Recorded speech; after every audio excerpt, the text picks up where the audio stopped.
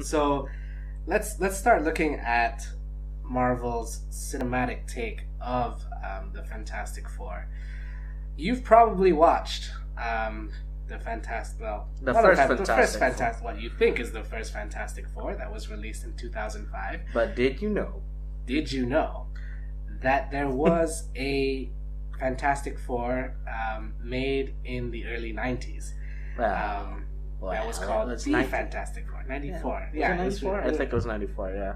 Or was it 94 or 92? Okay. Wait, no, it was 92. It was 92, yeah. It was 92. And a little bit of history on that. There's a German production house called Constantine Film. They generally make a lot of German and Turkish movies, but they had acquired the rights to Fantastic Four in 1986. And by 92, they were going to lose the license for that. They were going to lose that license. Yeah, but the thing is, I feel like you can trust the Germans. They would never do anything terrible. At all. Especially when it comes to adaptations of movies and video games, things like that. So they needed to come up with a movie quick. So they hired a guy called Roger Corman to direct this movie, just so they could keep the rights to it. Now, this is still all speculation.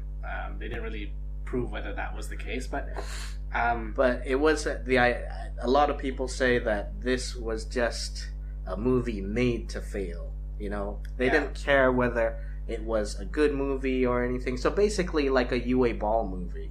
Yeah, effectively, they had $1 million budget. It never made to theater or home video. You can find it on YouTube if you want, and it's there if you search for it. Not that you heard it from us. Wink, wink. Exactly. Wink. It's still not legally allowed to be showed anywhere. But like I said, you didn't hear it from us. Wink. But seriously, if you find it, we didn't leave you there. And the plot pretty much follows closely about the basic plot that we talked about. A rocket into space was how it happened. There's actually a documentary called Doomed that really goes into the creation of this movie and the cast behind it, and how the cast of characters really didn't even the cast really didn't even know that this movie was never going to be released. They put their heart and soul into it. But more importantly, I think I have to point out, as silly as this movie was, they really remained true to the spirit of the book. Yes. Right down to the ridiculous costumes. Because you never realize how stupid a comic book costume looks until it's made into a movie. I'm talking about, stuff like Daredevil. Oh my god, that was hideous. Yeah. But, just let me know if these names sound familiar to you. You've got Alex Hyde White, Joseph Culp, Philip Van Dyke, Rebecca Staub, and Jay Underwood. I know all those people. No, I lie. I'm sorry. And, that's kind of the tragedy of this movie as well. Maybe these guys would have been bigger stars had this movie been released, but point of the matter is it never made it to production. And honestly, I'm going to go out on a limb here, and I'm going to say they probably would never have been stars even if this movie was released. 'Cause I'm really warning you guys, it was bad. It was bad. And just to give you a bit of a teaser of that, let's check out the trailer here.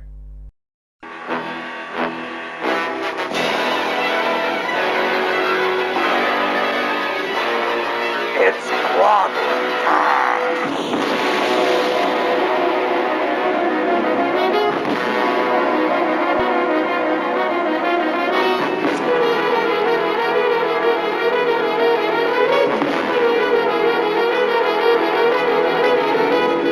Fight them!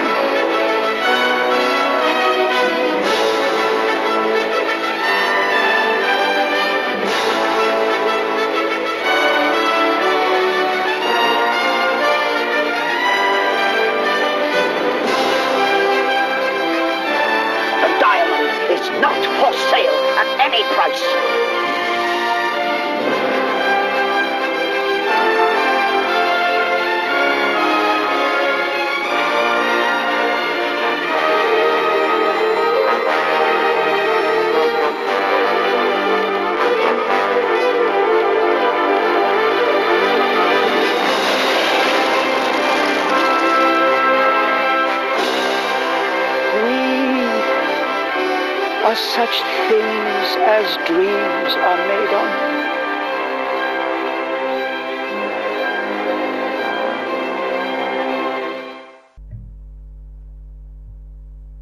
And we're back. Yep, so that was Constantine Films' The Fantastic Four.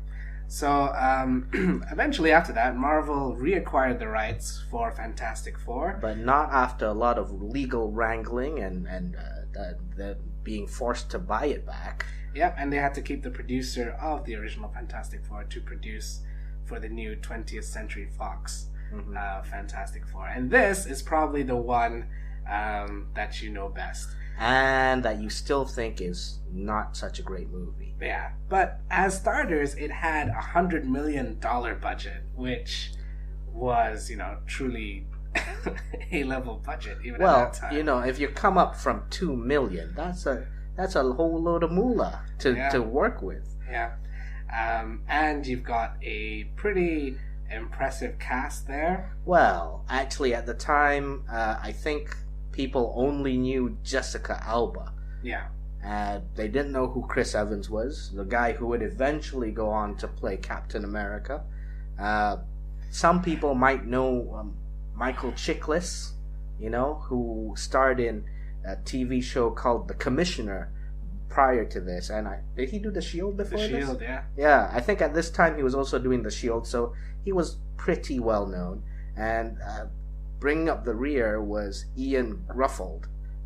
Playing Reed Richards. And honestly, a lot of people don't know who he is now, which is unfair to say, but he doesn't really have the same visibility as a lot of his other cast members.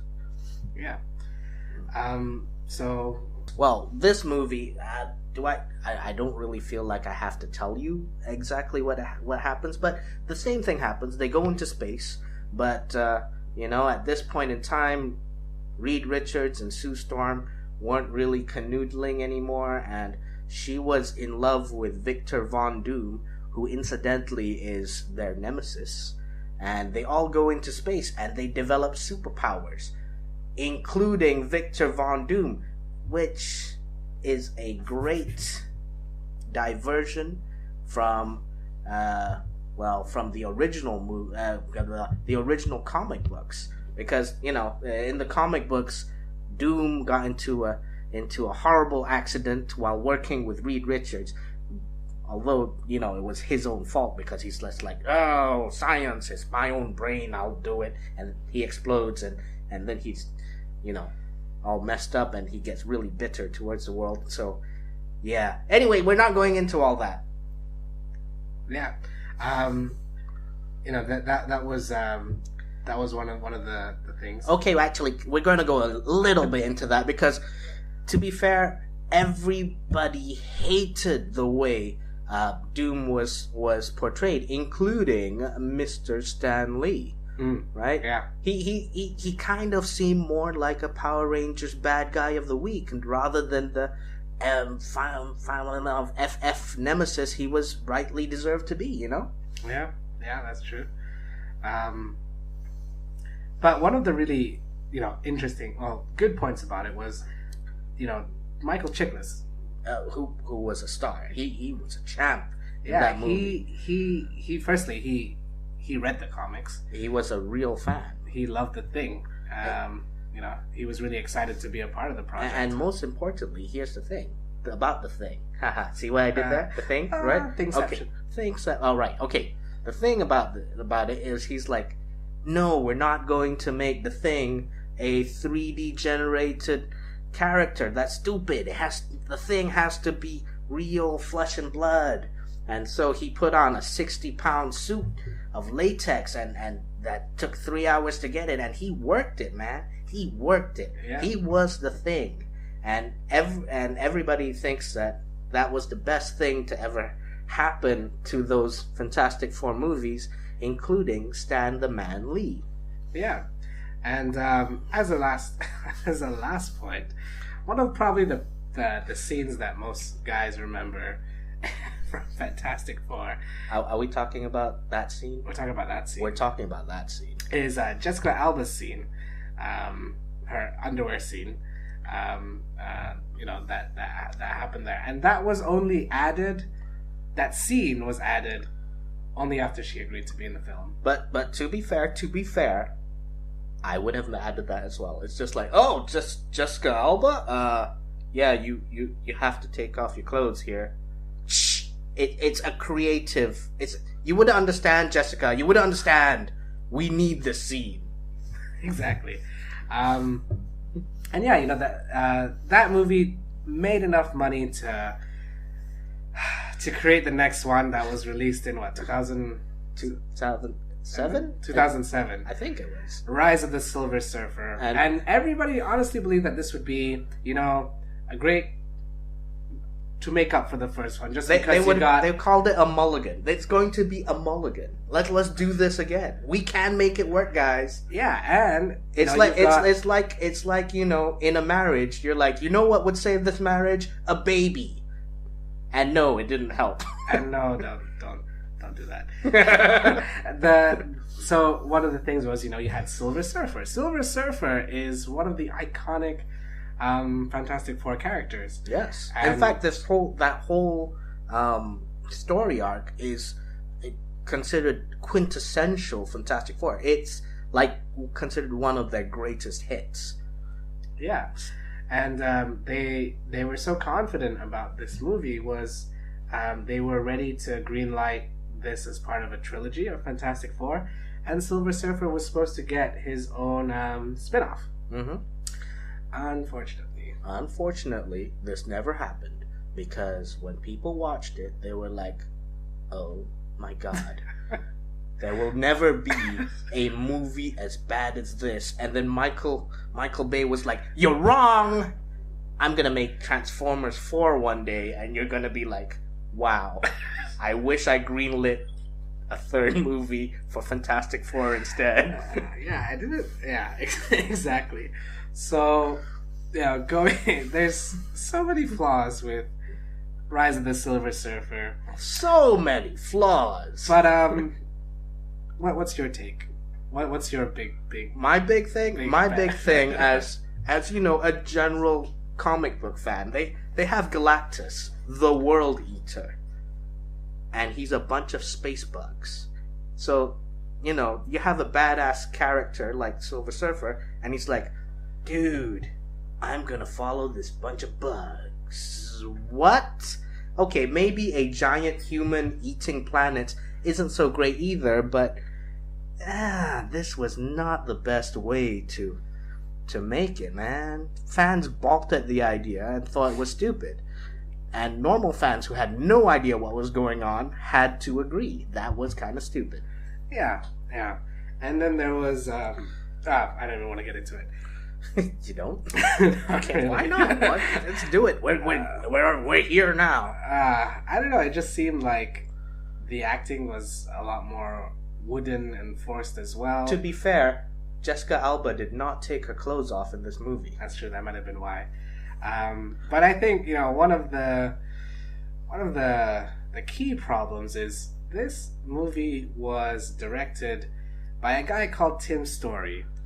I don't know if you know. Well, he did both movies. He did both movies. Oh. Yeah, he did both movies. I don't know if you know who Tim Story is, but he's famous for Taxi, and that's what Fox really... And Barbershop. Let's be fair, he did Barbershop. He did Barbershop. And Fox saw that and said he'd make a great director for this superhero movie. And considering that this movie had a couple other names before Tim Story, it had Chris Columbus, who did Harry Potter, and Peyton Reed, who recently did Ant-Man. Who check out our review of Ant-Man, but we really liked it. Yeah. So I think it's safe to say, when people look back, they're like, why did they pick Tim Story? Yeah. Exactly. Mm-hmm. And more importantly, people don't really want to look back at these two movies. Not even Sony. Sony doesn't want to admit these movies. They're like, what? Huh? What? We We never made a movie, Fantastic Four. Oh my god, that was so racist. I'm sorry. That was terrible. Sorry, that was a bad accent. So that pretty much killed Fantastic Four for the next, what, 10? Wait, that was 2007. So Yeah, about almost 8 10 years. years. Almost 10 years. Almost a decade no one wanted to talk about It's like- Fantastic Four. Yeah, that movie never happened. And here we come to the next Fantastic Four that's coming out on August the 6th. Yeah. First impressions. Well, first impression, I have to look at it from a nerd's point of view, right? And I'm watching it, and I noticed, because I am like really super paying attention and stuff, they don't go into space. They do not. Instead, they travel into other dimensions, and that's how they get all messed up and get the superpowers. Which, incidentally, for those of you who follow the comic books, is more in line with what happens in the Ultimates line of the Fantastic Four, Ultimates Fantastic Four.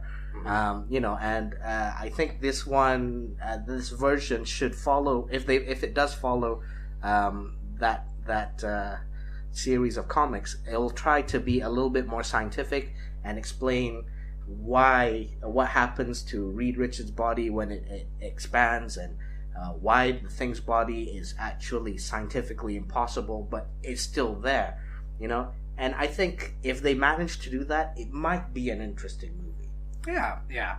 And clearly they moved away from the whole rocket into space thing. And I think they make it a bit more believable for the audience as well. It's a comic book movie. It's still a comic book movie. Some notable things that you would notice from the trailer is that Sue Storm is black.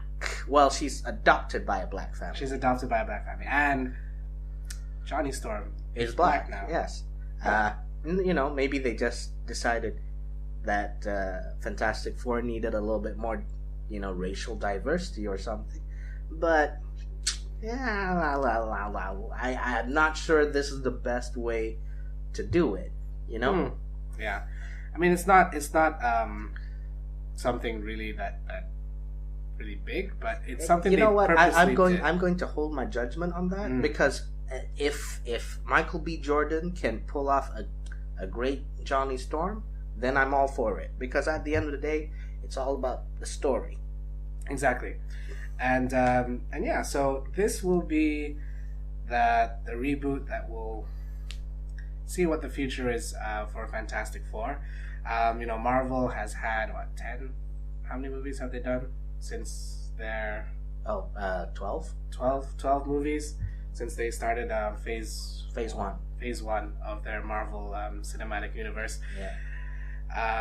And their movies have been consistently getting better. Well, with each I think what the Marvel universe does well is they're very good at having a unified vision and tying everything together, which could be bad for directors, but in terms of, I think, for the audience and for the bottom line, it's making a great amount of money, so it can't be too bad, right? Yeah. So from us, we're definitely looking forward to this Fantastic Four movie. And at the worst case scenario, if this doesn't work, hey, they can go like Spider-Man and reboot another 4 times. I don't know. Exactly. Lucky number 4. Lucky number 4. So yeah, drop us a comment in the comment box below about what you think about our takes on Fantastic Four. I'm sure we didn't cover everything, but we're going on into 20 plus minutes here, so hey, we cut through 50 years of bullshit just to bring you all this, okay? Exactly. So that's us. That's Lore of the Things. Let us know whether you like this new format. We'll be doing more Lore of the Things over different topics as we move forward. So if there's something that you're like, hey, I want to know more about elven marriage, we might say, yeah, we know about that, and we'll bring it to you. Exactly. But for now, that's us for Lore of the Things. I'm Aslan Ismail. And I'm Aswar. And let's go check out Fantastic Four. And I'll see you all next time.